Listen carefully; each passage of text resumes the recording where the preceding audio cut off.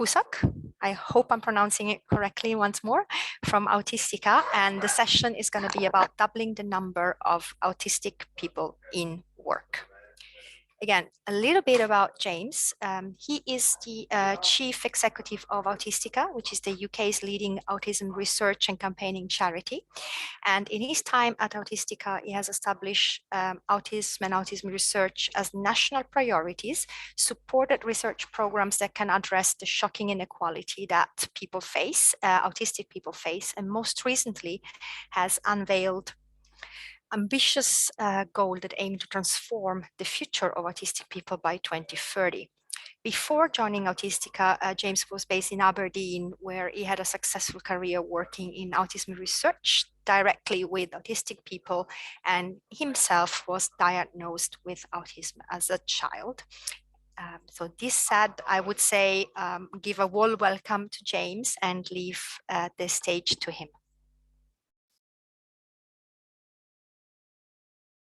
Thank you, Valentina, and I'll now go through the slightly painful process of sharing my screen, which always takes me longer than I think it's going to. Great, so hopefully you can all see that. I've got the chat open in case you can't.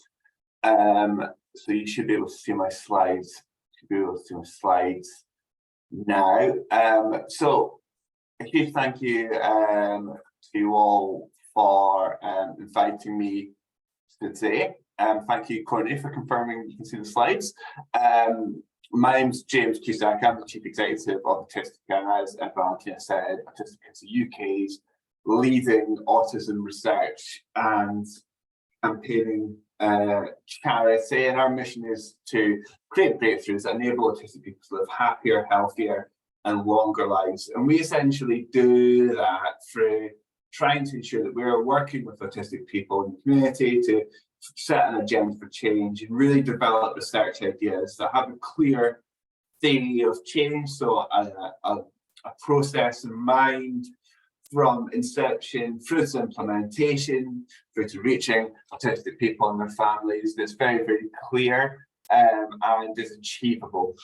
And a big part of those changes, for me, being achievable is about the influence that we can have on government and partners. So how do we convince people who are civil servants, policymakers, members of parliament, and decision makers that the ideas that we're developing are achievable and actually will have the impact that we're aiming to have on autistic people and their families. And by doing that, we hope that we can deliver real change. We don't just deliver change through the delivery of working policy. We also directly communicate with autistic people and families. We do arrange their communication activities as well.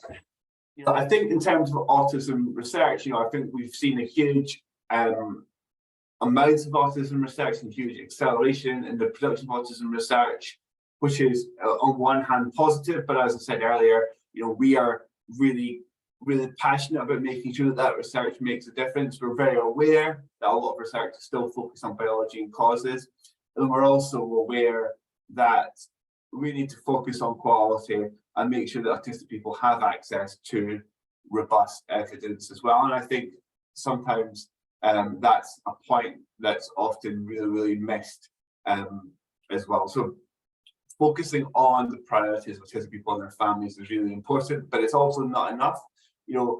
We need to make sure that while focusing on priorities, we're still maintaining the quality of research and also the quality of ideas in terms of making sure they're realistically reaching people as well.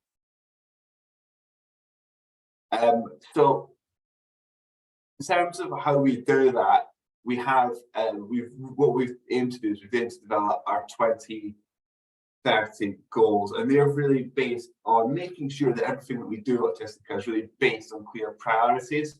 So we have 6 2030 goals, and they are to ensure that by 2030 all autistic people have proven support from day one, treatments for anxiety, to ensure that we're doubling the rates of employment, to ensure that public spaces are more accessible, that attitudes to autistic people change, and to ensure that every autistic adult is offered a yearly tailored health check.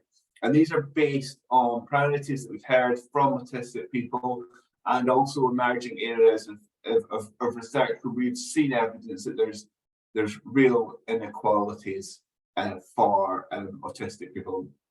Today, the goal that I'm going to be talking about is on doubling the rate of employment. We obviously know that this is going to be a huge effort to achieve this goal, and it's not something that autistic can do. And it's something that takes a huge community of people in order to catalyse that change. But what we've tried to do at Autistica is to think about how in the context of what we do, we can help to achieve this goal. So in order to understand how we can achieve that goal, we need to know where we are now. So I think we know that employment rates globally are low for autistic people. There's been numerous studies which have shown that. And we know that employment rates in the UK range from 20 to 30%, and that's compared to 50% in disabled people and 80% in the general population. But we also know that autistic people do want to work, but will need different things to enable that outcome. Perhaps different things from the general population, but also different things from person to person as well. And we also know that many autistic people are caregivers, and they find and could be parents, for example, to autistic children, and that also has it presents a challenge in terms of access to work. So, for example, we know that from evidence from the Department for Education that autistic children are more likely to be accessing free school meals as well. So I think that also dispels a myth that autism is just a middle class issue. Actually, if anything, autistic children are facing greater socioeconomic difficulties than you see in the general population. What we do know is there is reason for hope in this area. There's good evidence that if you can change recruitment practices, you can make a real difference. And we now, and I'm really proud to say that we've been able to fund some of that research. In the same way, we've also been able to support research, which really does show that there are the reasonable adjustments that autistic people ask for are quite easy to understand, and we have a good understanding of those reasonable adjustments as well, and what people are looking for. And what's also really promising about that is the fact that these adjustments that people are looking for, they're not expensive. But what we also know, what is a significant challenge in this area, is that awareness and understanding of these issues is low. So if you look at it compared to things that are well established like gender and race, in workplaces there's quite a high level of awareness and understanding around these issues. But if you look at something like autism in neurodiversity, it's just above ex offenders. I think it's about the second least understood common area of diversity, equality and inclusion in workplaces as well. So we've got a huge amount of work to do to improve awareness and understanding before we even get on to things like intention to act and action itself. So I think that's a huge challenge as well. We know that though the case also for taking action is extremely strong.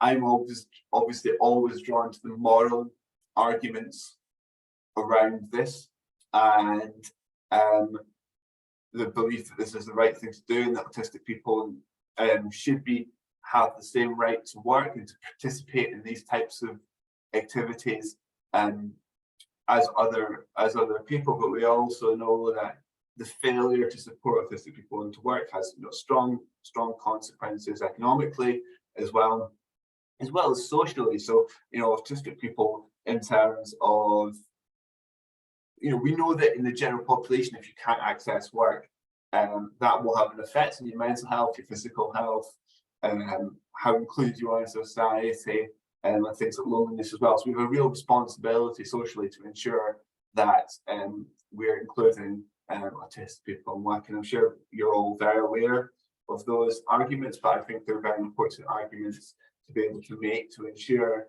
that people who listen to different types of arguments understand them. So a key thing that we thought about as we've developed these goals are what are the things that need to be done in order to deliver real change in this area. And so working with autistic people, families, organisations, policymakers, other charities, and working with staff at Autistica who also have a diverse range of skills themselves, we've come up with this plan, which you can access at our website, which is around how to double the rate of employment for autistic people by 2030. And what we've really tried to establish are what are the key drivers that can enable this change as well.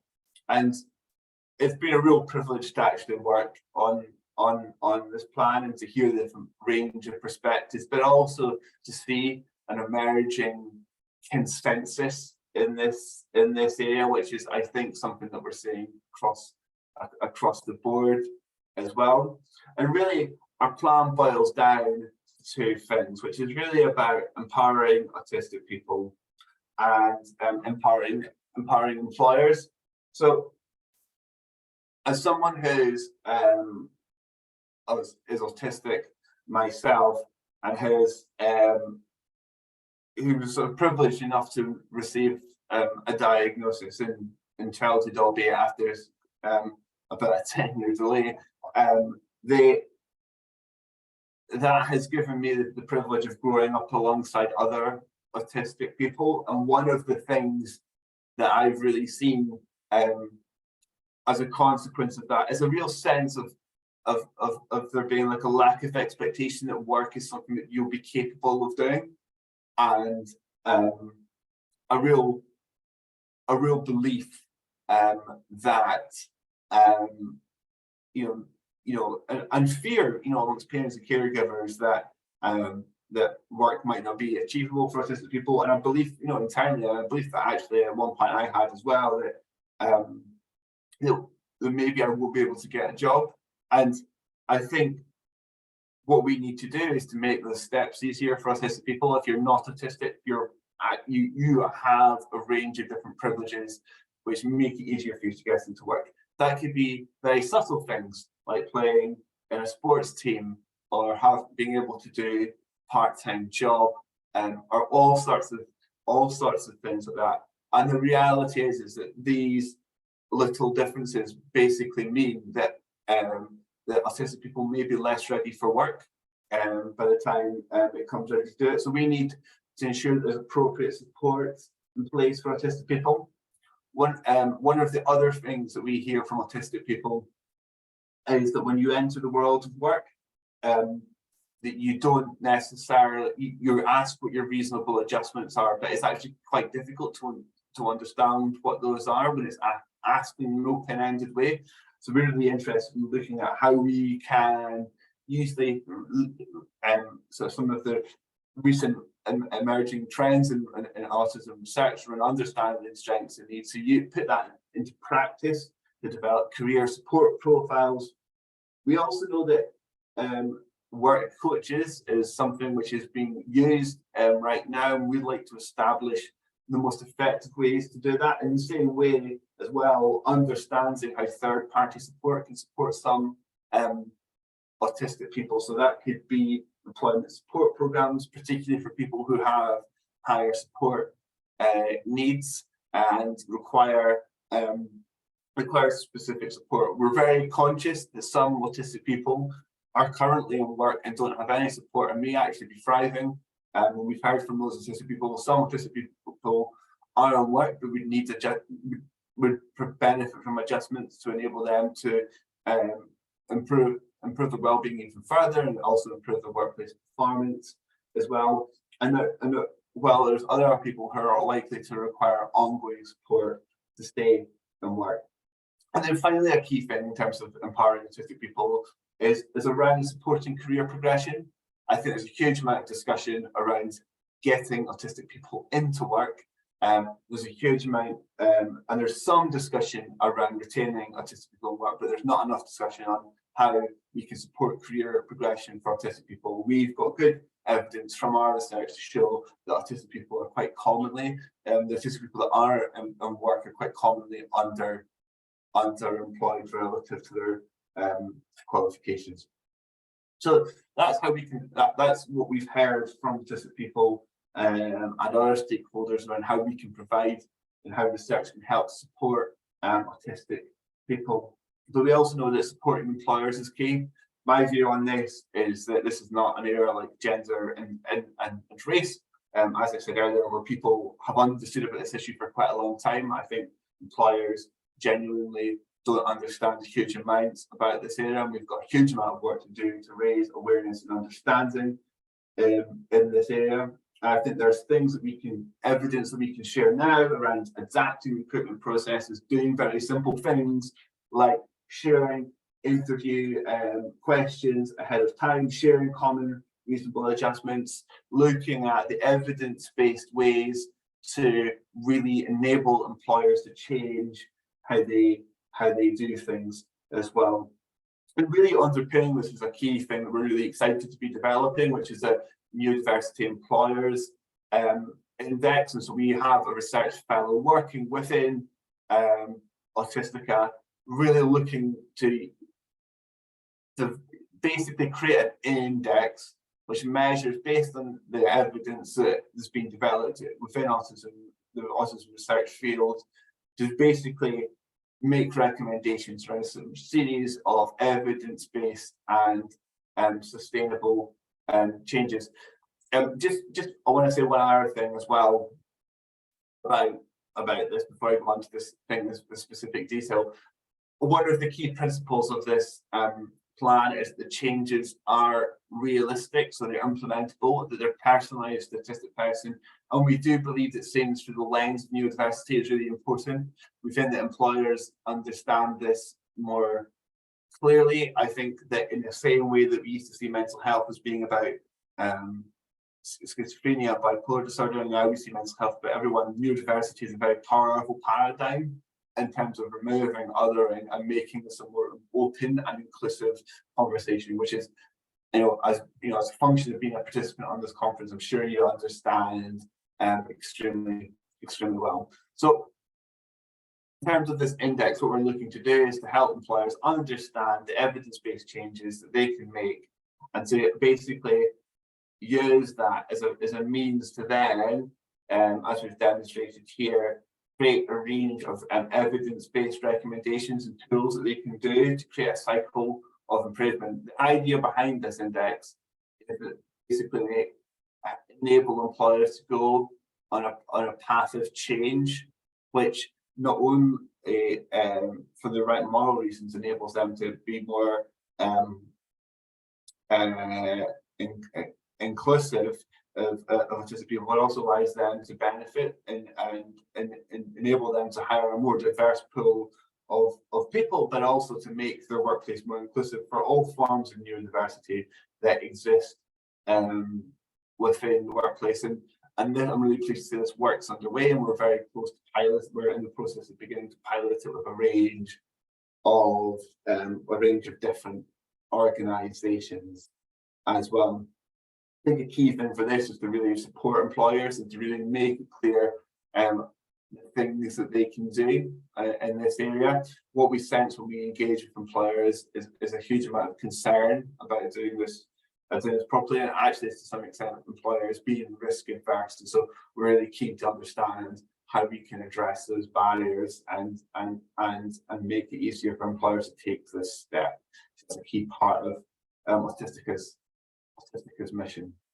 So I want to end by just talking about something which we announced on World Autism Acceptance Day.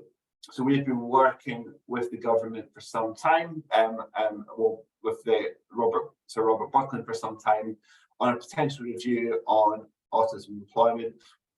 Sir Robert is very open about the fact that this is an issue that personally affects him. So he's got a family member who is on the spectrum. So I know that he's extremely passionate about the area of autism and employment, and we've been trying to work with the government to convince them this is an area that they should and need to prioritise. And I'm really pleased to see that we're able to announce this review on autism and employment. And the scope of the review is quite specific.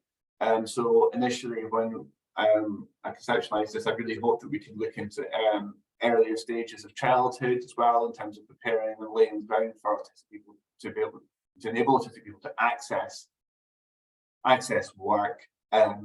But what we managed to get signed off by number 10 was a review which helps us to understand how employers could better support autistic people, what could be done to prepare autistic people for beginning or returning to career, and to help understand the issues in terms of removing stigma and initiatives that can help enable autistic people to be more productive in the workplace.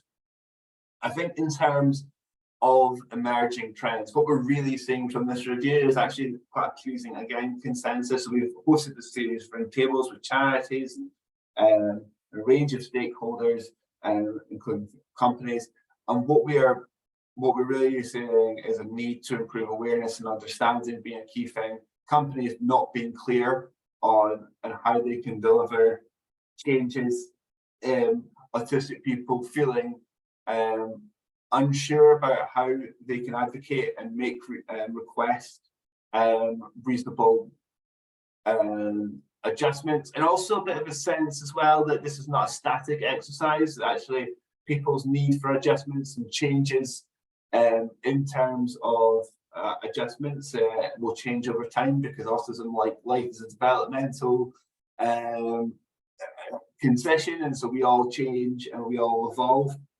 One of the criticisms I've heard of this review is it is focused on autism and not neurodiversity.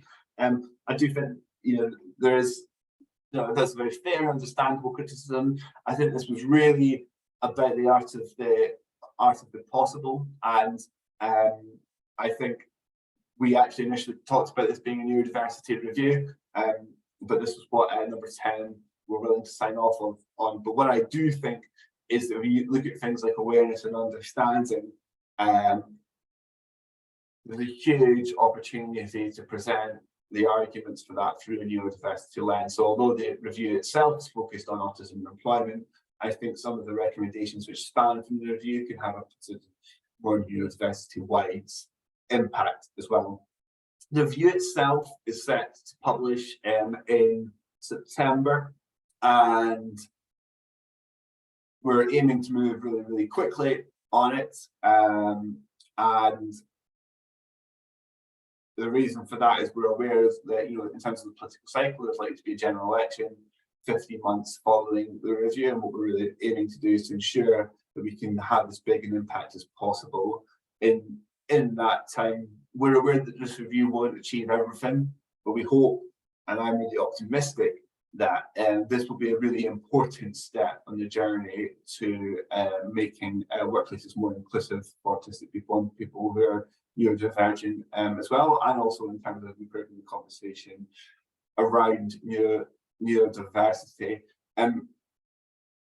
I think that's really, really important. I think the mental health parallel is really, really important. I think there's lots that we can learn from that in terms of advancing this debate and moving this forward, because I think there's really good examples from that area that we can learn from. So that's me just about out of time. I keep looking at my watch. I want to say a huge thank you again to you all for inviting me to speak at this conference. I think this is a really exciting area where we have a huge amount to do, and but also huge opportunities here. And I know that for autistic people, that enabling access to work is a meaningful work is a key is a key enabler of well-being and health as well. So something that I'm personally really, really passionate about. So yeah, thank you again for inviting me to speak, and I'll stop sharing my slides. Thank you, James, for your presentation. Again, lots of positive comments that coming through the chat, and also starting ahead of the questions. I won't read them all, but just want you to know that there's been a lot of great positive comments. I'll go straight to the point and start with the questions that have been submitted. Again, I'll go in order of when they were sent. Hopefully we'll cover as many as we can. First one says, are there any documents to help people request an assessment where they have previously been declined? For example, if someone is declined because, well, they can't be autistic, they are making or maintaining eye contact, which is a phrase we've heard often. Is there any documents to help people request that? There's not, as far as I'm aware, there's nothing that I am specifically aware of, but that doesn't mean that it doesn't exist, because the field is huge. And again, if anyone's willing to put anything on the chat on that, that'd be good, because I'm sure there are specific tools that do exist. What we do know is that, again, understanding of autism in health settings is lower than we might expect it to be, and also, I mean, not just understanding, confidence. So GP confidence can be quite low as well, in terms of knowing when to refer and when to make an assessment too. We know that that there's real barriers, certainly in the UK. I don't suspect, based on my conversations at the International Society for Autism Research meeting, that this is a UK specific issue. But we know that diagnostic waiting times are huge. So that people are waiting several years. You know, we're looking at 140,000 people in the UK waiting for a diagnosis. That's about 20% of the, about 1 in 7 of the autistic population, and we think that that might even be an underestimate as well. So there are real barriers to getting an assessment. So many people are forced to go down private route, and that also is extremely imperfect because it's not a particularly well regulated sector either. Thank you. On to the next one. You mentioned common reasonable adjustments in the workplace for autistic individuals. Could you elaborate on some example of these? Thank you. Yeah, so we have an employment guide at our website, which I think we elaborate on some of those, if I remember correctly. But I think just to sort of give some, I think we've published some research on this, which expands this, and that should be open access. But you know, just right now, you know, the reasonable adjustments people are asking for are incredibly simple. So you know, it could be at times just like noise cancelling headphones, or you know, it could be wanting to be in a quiet part of the office. It could be flexibility around travel. You know, and also it could be, you know, there are of course slightly more complex reasonable adjustments, which are around like how people carve out their jobs. You know, how we enable autistic people, like we would enable everyone else, to focus on their strengths and not put them in positions where they're doing tasks which are less suited to their strengths, because that's not good for the employee or the employer. I think the key thing, and this is something that we do at Autistica, is to make and to build a mindset that neurodiversity is about everyone. And one of the things is not everyone that we hire comes from an autism or sort of neurodiversity background. We hire fundraisers, people help support us as a charity to raise our money. And sometimes they think that neurodiversity is about, when they first come in, all about autism and ADHD. It's about helping people to understand that neurodiversity is about asking everyone, how can we reasonably support you to be you know, at your most effective, and to really prioritize your well-being as well. And of course, sometimes there are tensions in that discussion, but it's really important to have that discussion, because I think what most people generally ask for is, by definition, actually reasonable. Thank you, very helpful. That gave me actually personally, as a neurodivergent people, also some ideas. I never thought about requesting noise cancellation headphones. I would love to have them. That's a great point. Do you work with any of the major trade unions? I haven't really contacted mine yet, but their magazines have discussed the social model of disability, so I trust they're on the right track, if that makes sense. That's the next question. Yeah, I saw that question, and I think it's a really good one. It's actually not something that we've done yet, but it's something that we may do because actually it's not been an angle that we've specifically explored yet, and I think it is really, really valuable in terms of supporting them, because I think everyone, you know, I'm relatively optimistic, and I do think that, you know, I try to assume goodwill where possible. I think most people are trying to work this out, and actually are just finding it quite difficult at this stage. I don't think we're at a stage where we are, you know, where we are with something like gender, where I do just think it's completely unacceptable. I do think that people are. I think we've got to give people time to try and understand this as well. I see Karen Scores just shared something from GMB, which is, I understand that a union, so I know that they've also created a toolkit. But yeah, I'd be very happy to work with trade unions and to talk with them around what can be done. Perfect, thank you. Another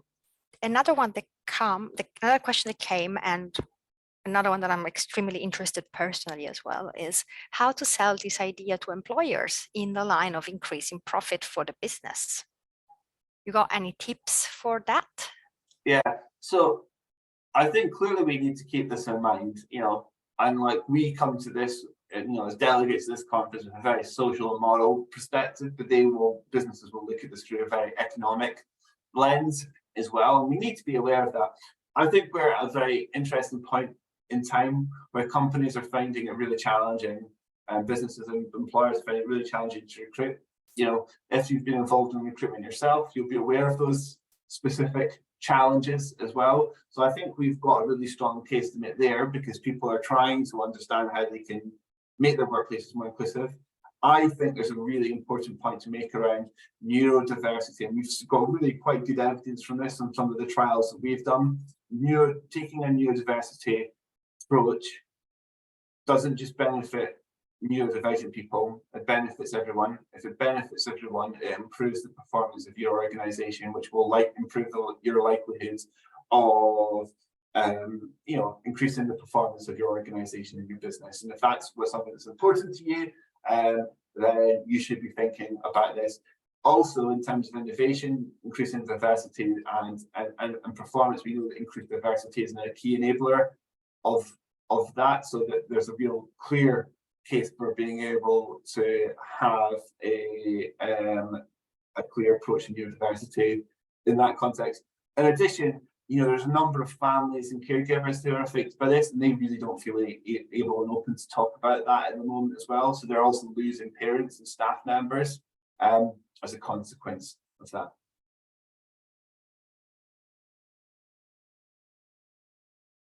Great point, thank you. And one last question from Samuel Yerushalimi. What, according to you, need to be a role of community in reducing stigmas and stigmatic relation to people with autism? Thank you. I think, so I'm sort of thinking about the question here. So I guess if you talk about the role of community, I think it's about autistic people being part of the community. I mean, one of the things that I often come back to, you know, in terms of changing attitudes and perceptions and behaviours, I went to one of the first bases that were set within a mainstream school for autistic people, and at first people sort of treat it like, was a bit like, oh, well, who are these sort of different people in this space? And then over time, you just become accepted as part of the school. And I often think